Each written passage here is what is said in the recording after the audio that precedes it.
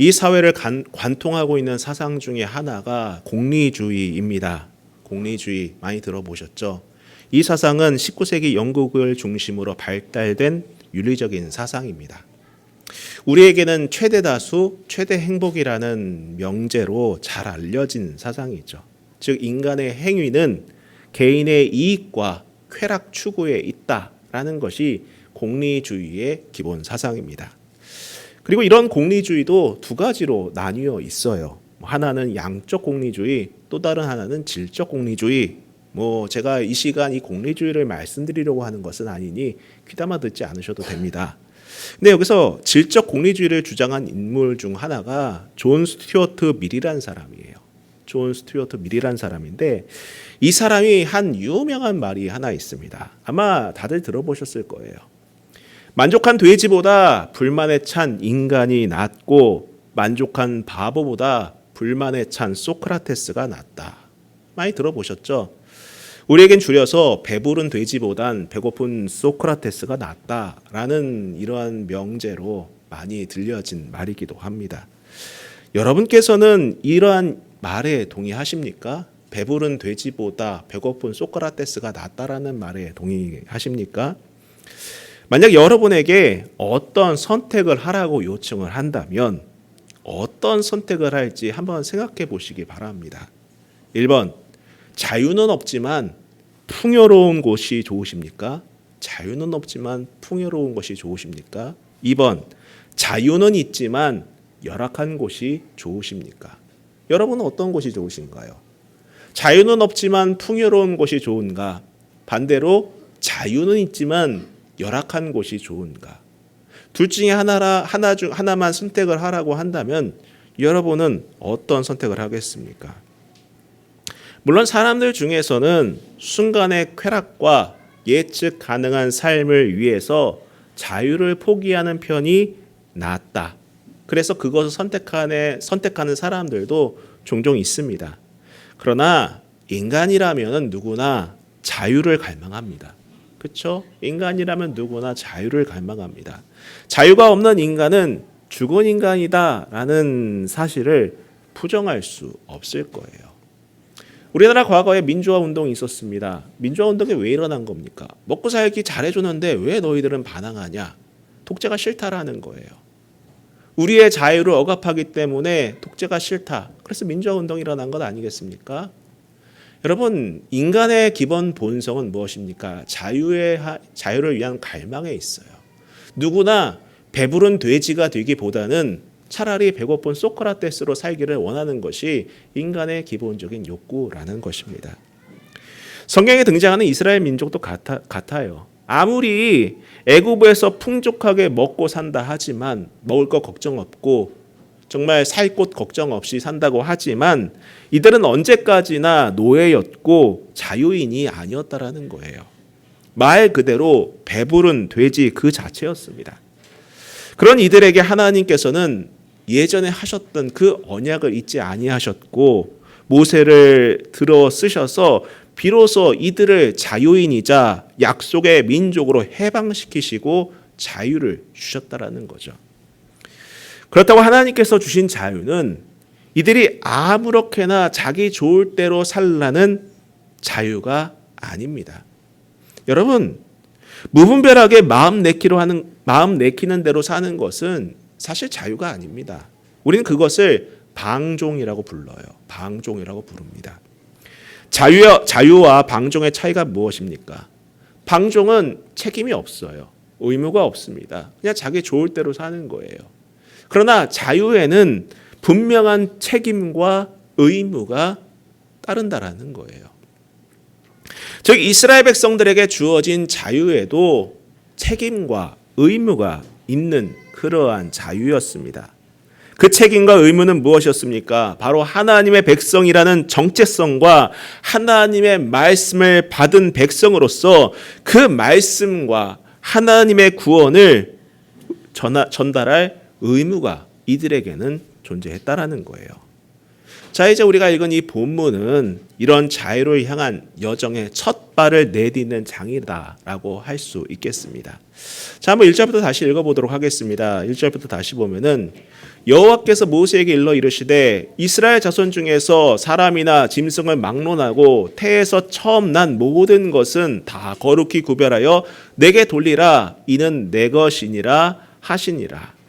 하나님께서 모세를 통해 이스라엘 사람이나 가축에 처음 난 것 중에 남자나 수컷은 하나님의 것이니 하나님께 구별하여 내게 돌리라고 말씀하세요.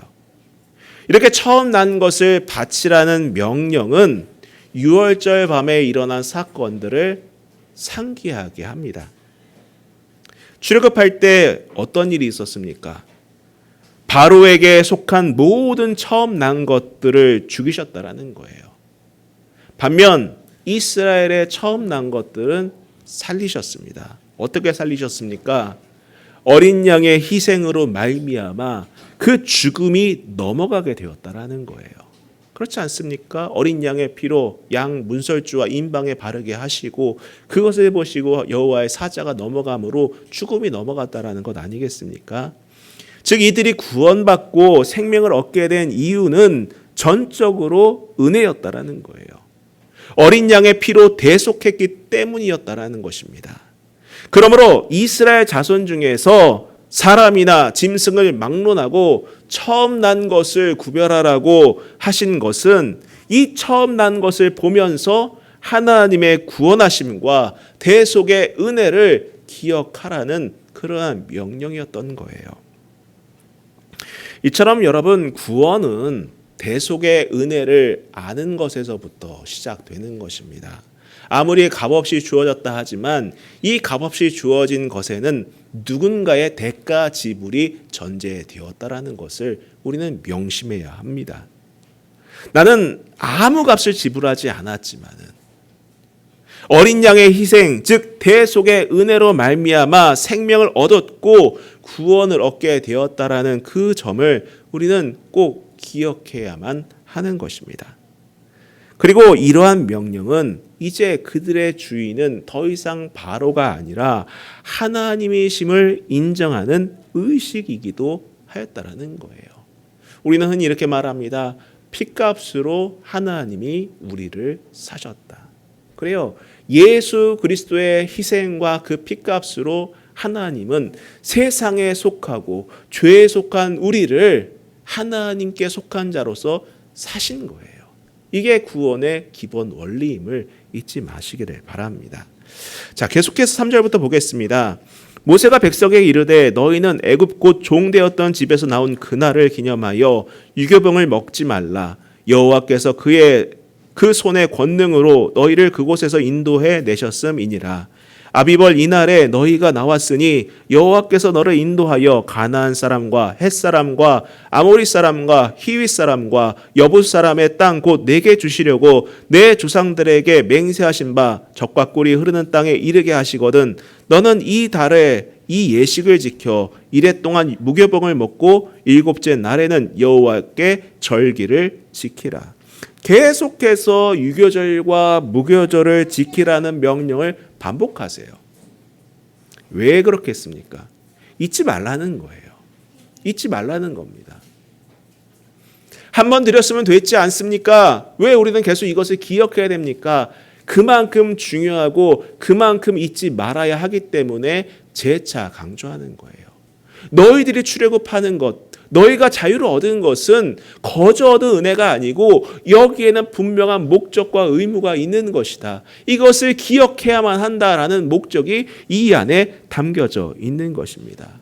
앞서 말씀드렸다시피 자유에는 책임과 의무가 있어요. 이들이 누리게 된 자유는 방종한 삶을 위한 자유가 아니라 하나님 백성이라는 정체성을 지켜야 하는 책임이 있었다라는 것입니다. 그러한 책임이 있었다라는 거예요. 우리를 하나님께서 구원하신 목적은 단순히 우리가 마음대로 살고 복 받는 대로 살고 즐거운 대로 살고 내가 원하는 대로 살라는데 그 목적이 있는 것이 아닙니다. 여러분, 하나님 백성이라는 정체성을 지켜야 하는 책임이 있다라는 거예요. 그리고 그분이 이루신 구원과 하나님의 말씀을 후대와 또 주변에 전파할 의무가 있는 자유였다라는 사실을 하나님께서는 이 메시지를 통해서 가르쳐주고 계신 것입니다. 그렇기 때문에 계속해서 유월절과 무교절 지키는 것을 강조하시는 거예요. 자, 7절부터 또 보겠습니다. 이래 동안에는 무교병을 먹고 유교병을 내게 보이지 아니하게 하며 내 땅에서 누룩을 내게 보이지 아니하게 하라. 너는 그날에 내 아들에게 보여 이르기를 이 예식은 내가 애굽에서 나올 때에 여호와께서 나를 위하여 행하신 일로 말미암음이라 하고 이것으로 내 손의 기호와 내 미간의 표를 삼고 여호와의 율법이 내 입에 있게 하라. 이는 여호와께서 강하신 손으로 너를 애굽에서 인도하여 내셨음이니 해마다 절기가 되면 이 규례를 지킬지니라. 여러분, 이 내용을 보면은 인간이 느끼는 모든 감각들을 총동원해서 하나님이 이루신 그 구원을 기억하게 하는 것을 보게 됩니다. 여러분, 무언가를 배우는 데 있어서 또 무언가를 기억하는 데 있어서 감각을 총동원해서 그것을 기억할 때 그것은 정말 오래 갑니다. 그렇지 않습니까? 보고, 듣고, 말하고, 쓰고 등등 이것을 다 동원해서 했을 때 기억은 오래가기 마련이에요. 여기서도 보면 어떻습니까? 무교병을 먹는 기억을 인간이 가지고 있는 기본적인 욕구와 감각인 식욕과 미각을 총동원해서 기억을 전달하는 수단으로 삼았다라는 겁니다. 무교병을 먹는 이유가 뭐예요? 그냥 맛있어서 먹는 것이 아닙니다. 무교병은 정말 맛이 없어요. 예전에 제가 그 성찬식을 할 때에 무교병을 여러분께 한번 나눠드린 적이 있었습니다. 정말 퍽퍽하고 아무런 맛이 없고 그냥 밀가루를 씹는 느낌이에요. 딱딱한 밀가루를 씹는 느낌입니다. 아마도 이것을 먹을 때 자녀들은 이런 질문을 했을 겁니다. 아버지, 왜 이것을 먹어야 됩니까? 왜 우리가 무교병을 먹어야 됩니까? 라고 했을 때 그 부모는 자녀에게 이런 말을 했겠죠.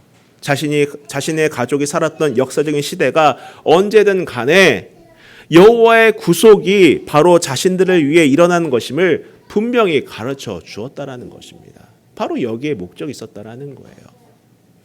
여러분, 우리가 예배 시간에 보고 듣고 말하지 않습니까? 전 될 수 있는 대로 성경을 읽게 해요. 그리고 공동의 기도문도 같이 읽으며 기도하게 합니다. 왜냐? 우리의 오감을 총동원해서 하나님의 구원을 기억해내기 위해서라는 거예요.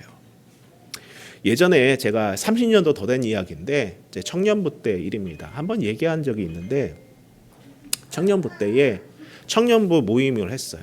청년부 모임을 하는데 그때 당시 제가 20대 초반 때에 청년부 모임에 한 누나가 찬양을 안 하는 거예요. 다 찬양을 하는데 그때 전도사님이 너는 왜 찬양 안 하냐 그랬더니 저는 찬양을 하는 것보다 찬양을 듣는 게 좋아요 이러더라고요. 이제 대뜸 그 전도사님이 하는 말이 야 네가 하나님이냐 그렇게 얘기하더라고요. 뜨끔하셨든지 그 누님이 이제 그 다음부터는 열심히 찬양하던 기억이 납니다. 여러분, 우리가 이 말씀을 함께 소리내서 읽고 또 함께 목소리 높여 찬양을 하고 예배 공간에 함께 참여해서 한다라는 것은 정말 중요한 거예요. 다시 말씀드리지만은 예배란 말씀만을 듣기 위한 시간이 아닙니다. 말씀만을 듣기 위한 시간이 아니에요. 목사 한번 설교 한번 해봐라. 오늘은 어떤 유익한 말을 할지 한번 들어보자. 이게 아니라 우리의 온 감각을 총동원해서 하나님을 예배하는 거예요. 심지어 우리가 예배 후에 식사를 같이 하지 않습니까? 저것도 예배예요. 먹고 교제함과 동시에 하나님의 공동체임을 다시 한번 재확인하고 그 사랑을 나눈다라는 것입니다.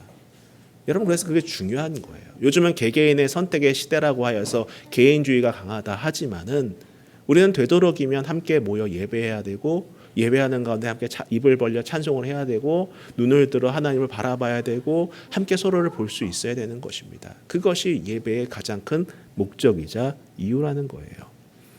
또 하나님께서는 율법이 내 입에 있도록 내 손의 기호와 미간의 표로 삼으라는 말도 결국에는 무엇입니까? 이런 기억을 위해 신체의 모든 감각과 경험적인 요소를 가지고 왔다라는 겁니다. 그냥 그것을 문자적으로 지켜라라는 것이 아니에요. 물론 현대 이스라엘 사회도 여전히 이것을 문자적으로 지킵니다. 실제로 이런 견갑을 하나 만들어 가지고 손목에 차고 이마에 차고 이렇게 하는 모습을 현대에도 볼 수가 있어요. 문자적으로 가져온 거죠. 근데 하나님이 이 말을 하신 목적은 무엇입니까? 뭐예요? 너희의 모든 감각을 총동원해서 말씀을 가까이 하고 예배하고 그 구원과 감격을 전달하고 잊지 말아라. 이것이 가장 큰 목적이자 이유라는 것입니다. 결국 우리가 이런 경험과 감각을 총동원해서 하나님의 구원을 기억하라고 명령하신 것을 보면은 우리가 이렇게 한 주일에 한 공간에서 예배하는 것 역시 같은 맥락이다라고 이해할 수도 있다라는 겁니다. 그리고 아울러 자녀들에게도 같은 경험이에요. 저는 우리 성도님들에게 참 멋지다라고 생각하는 것이 자녀들에게 함께 예배할 수 있는 경험을 지속적으로 제공하고 있다는 겁니다. 물론 때로는 아이들이 불편해하고 귀찮아하고 때를 쓰기도 하고 하지만은 이러한 경험들은 이 아이들에게 있어서도 가장 소중한 믿음의 자산이 분명히 될 겁니다. 여러분 그것에 대해서 기뻐하시길 바랍니다. 자, 계속해서 11절부터 보도록 하겠습니다. 여호와께서 너와 내 조상에게 맹세하신 대로 너를 가나안 사람의 땅에 인도하시고 그 땅을 내게 주시거든 너는 태에서 처음 난 모든 것과 내게 있는 가축의 태에서 처음 난 것을 다 구별하여 여호와께 돌리라. 수컷은 여호와의 것이니라. 나귀의 첫 새끼는 다 어린 양으로 대속할 것이요 그렇게 하지 아니하려면 그 목을 꺾을 것이며 내 아들 중 처음 난 모든 자는 대속할지니라. 후일에 내 아들이 내게 묻기를 이것이 어찌 됨이냐 하거든 너는 그에게 이르기를 여호와께서 그 손의 권능으로 우리를 애굽에서 곧 종이 되었던 집에서 인도하여 내실세. 그때 바로가 완악하여 우리를 보내지 아니하매 여호와께서 애굽 나라 가운데 처음 난 모든 것은 사람의 장자로부터 가축의 처음 난 것까지 다 죽이셨으므로 태에서 처음 난 모든 수컷들은 내가 여호와께 제사를 드려서 내 아들 중에 모든 처음 난 자를 다 대속하리니 이것이 내 손의 기호와 내 미간의 표가 되리라. 이는 여호와께서 그의 손의 권능으로 우리를 애굽에서 인도하여 내셨음이니라 할지니라. 이스라엘 백성들은 다시금 가나안 땅에 들어가서 반드시 준수해야 할 규례들을 지시받아요. 그것은 무엇입니까? 앞서 말씀드렸던 것처럼 모든 첫 태생을 하나님께 봉헌하는 것이었습니다. 하나님께 드리는 거였어요. 왜 앞서 말씀드린 내용을 재차 강조하는 것일까? 그것도 가나안 땅에 들어가서 반드시 준수해야 할 명령으로 다시 강조하시는 것일까? 그만큼 이들의 약속의 땅에 들어가게 된 것은 하나님의 은혜로, 특별히 대속의 은혜로 된 것임을 잊지 않게 하기 위한 조치였다라는 거예요. 가나안 땅은 거저준 것이 아니라는 겁니다. 거저준 것이 아니라는 거예요. 개개인의 욕심을 위한 하나의 결과물이라는 것도 아니라는 거죠. 저는 이 말씀을 묵상을 하면서 그런 생각도 해봤습니다. 우리의 삶의 터전에 있는 이러한 모든 것들도 같은 맥락이 아닐까라는 생각을 해봤어요. 여러분이 몸담고 있는 곳, 여러분이 쉬고 있는 그곳도 하나님께서 그냥 주신 것이 아니지 않을까. 우리를 살게 하시고 오늘을 보내게 하신 그 이유도 마찬가지지 아닐까. 바로 하나님과 하나님이 이루신 그 구원을 기억하게 하고 우리의 정체성을 지키게 하며 하나의 백성으로 살아가게 하는 그 목적이 우리의 삶의 곳곳에 담겨 있지 않을까라는 그런 생각을 한번 해봤습니다. 자, 아무튼 그래서 나중에 보면은 사람을 보면 어떻게 되냐? 레위인들이 이스라엘의 모든 장자를 대신해서 성전에 봉헌이 됩니다. 레위인을 따로 구별하여서 성전에 봉헌하지 않습니까? 그리고 민수기 3장을 보면은 레위인 숫자보다 태어난 장자 인원이 초과될 경우는 어떻게 하느냐면은 장자를 위한 속전으로 5세겔을 내게 합니다. 이런 절차들이 다 되어 있어요.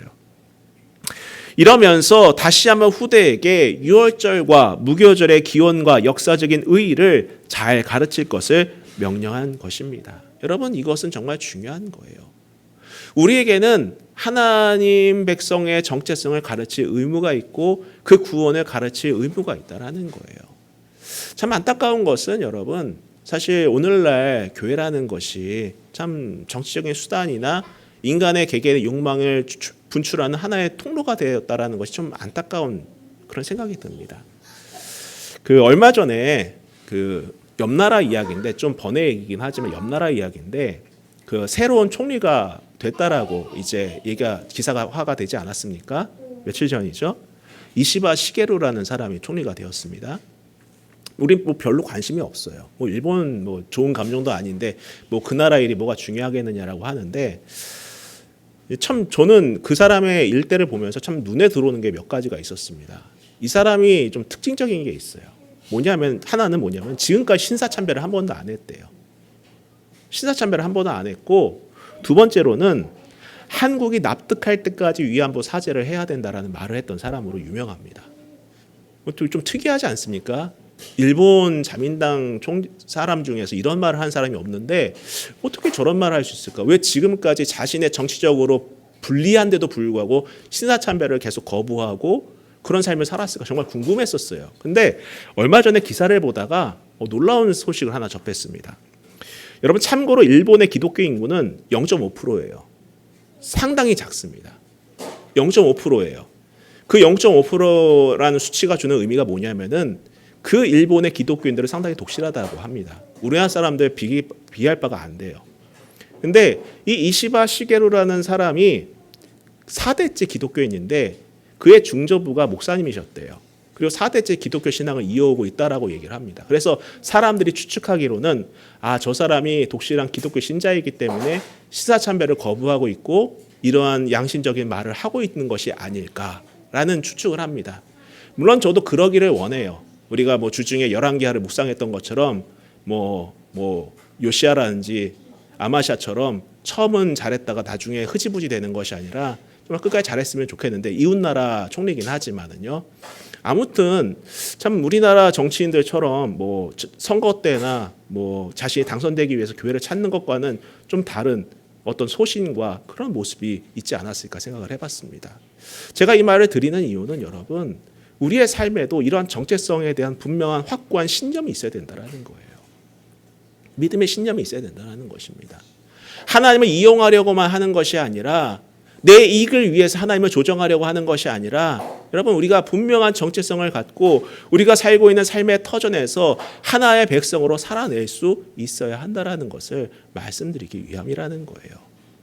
결국 하나님께서 이스라엘 첫 태생을 구별하여 드리라고 했던 것은, 너희가 그곳에 가나안 땅에 들어간 것은 네 마음대로 그곳에 살려고 그곳에 보낸 것이 아니라 무엇입니까? 그곳에서 하나님의 백성으로서, 깨어있는 사람으로서, 믿음의 사람으로서 늘 서 있어라라는 하나님의 명령이 아닐까 볼 수 있다라는 것입니다. 계속해서 보겠습니다. 자, 17절. 바로가 백성을 보낸 후에 블레셋 사람의 땅의 길은 가까울지라도 하나님이 그들을 그 길로 인도하지 아니하셨으니, 이는 하나님이 말씀하시기를 이 백성이 전쟁을 하게 되면 마음을 돌이켜 애굽으로 돌아갈까 하셨음이라. 자, 하나님께서는 자기 백성의 연약한 믿음까지 고려하셔서 그 여정의 경로도 정하시는 것을 봅니다. 블레셋 사람의 길은 고센에서 가나안으로 갈 수 있는 가장 가까운 길이었어요. 옛날 블레셋 위치를 보면은 어디쯤이냐고 보시면 되냐면, 오늘날 이제 가자 지구 있죠. 그 가자 지구 그 남쪽 부분, 그쪽에 블레셋이 있었던 지역이었습니다. 가장 빠른 길이죠. 지금도 이스라엘에서 이집트를 갈 때, 혹은 이집트에서 이스라엘 갈 때에 버스로 그곳을 통과해서 가는 길이 가장 빠릅니다. 가장 빠른 길이었지만은 하나님은 자기 백성들이 전쟁을 보게 되면은 낙심해서 다시금 애굽으로 돌아가 종살이 하겠습니다라고 돌아갈까봐 다른 길로 인도하셨다라는 거예요. 이게 하나님의 섭리라는 것입니다. C.S. 루이스가 쓴 순전한 기독교라는 책을 보면 이런 문장이 있습니다. 우리는 안전한 것을 원하지만 하나님은 우리에게 성장을 요구하십니다. 그래, 우리는 안전한 걸 원하지만은 하나님이 요구하시는 것은 성장이라는 겁니다. 그러기에 하나님이 인도하시는 길은 종종 편안함과 거리가 멀 수도 있습니다. 여러분, 우리의 인생도 이와 같지 않을까 해요. 내가 보기에는 빠르고 편안한 길이 좋아 보이지만은 하나님께서는 누구보다 나를 잘 알고 계세요. 나보다 나를 더 잘 아시는 분이 하나님이시라는 거죠. 그래서 그분께서는 우리에게 가장 적절한 길이 무엇인지를 아시고 인도하시는 분이라는 겁니다. 우리를 자라게 하기 위해서, 우리를 성장하게 하기 위해서, 우리가 그분의 분량대로 장성하게 하기 위해서, 자라가게 하기 위해서 인도하신다라는 거예요. 그렇기 때문에 때로는 좀 더디고 돌아간다 하더라도 하나님의 신실하심을 신뢰할 수 있기를 주님의 이름으로 부탁드립니다. 여러분의 인생의 길이 늘 빠르지만 않을 거예요. 늘 내가 원하는 안락함만 있지는 않을 겁니다. 돌아가더라도 그 안에 하나님께서 일하심을 믿고 신뢰할 수 있는 저 여러분이 될 수 있기를 주님의 이름으로 부탁드립니다. 자, 18절부터 읽어보겠습니다. 그러므로 하나님이 홍해의 광야길로 돌려 백성을 인도하심에 이스라엘 자손이 애굽 땅에서 대를 지어 나올 때에 모세가 요셉의 유고를 가졌으니 이는 요셉이 이스라엘 자손으로 단단히 맹세하게 하여 이르기를 하나님이 반드시 너희를 찾아오시리니 너희는 내 유고를 여기서 가지고 나가라 하였음이더라. 드디어 이스라엘 백성들이 광야길에 오릅니다. 이 광야는 히브리 말로 미드바르라고 해요. 이 미드바르라는 이 말은 전치사 미와 다바르가 결합된 형태의 단어입니다. 네, 놀랍게도 이 결합된 다바르란 말은 원래 의미가 말 또는 말씀으로 번역되는 단어입니다. 그렇습니다, 여러분. 이 광야는 하나님의 말씀을 듣고 그 말씀을 따라서만이 지날 수 있는 곳이라는 거예요. 앞으로 이스라엘 백성들은 이 광야에서 하나님의 말씀을 듣는 법을 배우기 시작할 겁니다. 우리가 그 말씀을 읽어 나갈 거예요. 자, 그리고 모세는 요셉의 유언대로 그 유고를 취해서 애굽을 빠져나가죠. 그 유골은 이제 가나안 정복 전쟁이 끝난 무렵에 여호수아가 이제 세겜 땅에 묻습니다. 모세는 지금 이 출애굽이 우연히 일어난 사건이 아니라 하나님이 아브라함에게 주신 약속의 성취임을 잊지 않았으며 이 여정이 향해야 할 곳은 약속의 땅 가나안임을 분명히 알고 실행했다라는 것을 이 사건을 통해서 보여주고 있다라는 거예요. 여러분, 오늘 우리도 우리 인생의 여정이 어디를 향하고 있는지를 분명히 알고 그곳을 향해야만 합니다. 아무리 우리가 미래를 예측할 수 없고 불분명한 시대를 살아간다 하지만 우리의 목표와 방향은 분명합니다. 하나님의 나라에 있다라는 거예요. 우리는 하나님의 백성으로서 하나님 나라를 향하고 걸어나가는 그러한 민족임을 잊지 마시기 바랍니다. 그것이 우리의 정체성이라는 거예요. 자, 21절부터 읽고 마치도록 하겠습니다. 여호와께서 그들 앞에서 가시며 낮에는 구름 기둥으로 그들을 인도하시고 밤에는 불 기둥으로 그들에게 비추사 낮이나 밤이나 진행하게 하시니 낮에는 구름 기둥 밤에는 불 기둥이 백성 앞에서 떠나지 아니하시니라. 하나님께서는 이스라엘 백성들이 숫곳에서 에담까지 이동하는 동안 낮에는 구름 기둥으로 밤에는 더위를 막아주시고 밤에는 불 기둥으로 추위를 막아주셨을 뿐만 아니라 그들이 가는 길 앞서서 하나님께서 가고 계심을 보여주셨다라는 거예요. 그래요. 불 기둥과 구름 기둥은 그들이 걸어가는 내내 하나님의 임재를 볼 수 있는 증표였다라는 거예요. 앞서 우리가 성경 말씀 보았을 때에 이들이 걸어간 길은 무엇이었습니까? 홍해길이었어요. 아니, 하나님, 이 길로 계속 가면 홍해가 있습니다. 우린 더 이상 갈 수가 없어요. 상식적으로 우리가 이 길을 계속 걸어가서는 이 애굽을 벗어날 수가 없습니다. 라고 할 수는 비상식적이고 비논리적인 그 길을 걸어가고 있을 때 그들을 지탱할 수 있는 유일한 것은 무엇이었습니까? 바로 구름과 불기둥이었다라는 거예요. 하나님의 임재였다라는 것입니다. 여러분, 우리의 인생도 마찬가지 아니겠습니까? 때로는 납득되지 않고 때로는 혼란스럽고 때로는 어려워도 우리는 무엇을 붙들고 가는 사람들이에요? 말씀 보고 가는 거예요. 말씀 바라보고 가는 것입니다. 임재를 보면서 가는 거라는 것이죠. 그리고 오늘 성경에서 아주 중요한 진술이 나오지 않습니까? 여호와께서 그들 앞에 앞서 가신다라는 거예요. 먼저 보내놓고 뒤에 남아서 가봐 잘 가는지 볼게 이게 아니라 먼저 하나님께서 앞서 가신다는 것을 분명하게 말씀해주고 있습니다. 이처럼 하나님께서는 낮이나 밤이나 이스라엘 자손을 떠나지 않으시고 그들보다 앞서서 길을 걸어가시고 먼저 그 길을 열어주고 계셨던 거예요. 여러분, 우리에게도 세상 끝날까지 함께 하시겠다는 주님의 약속이 있습니다.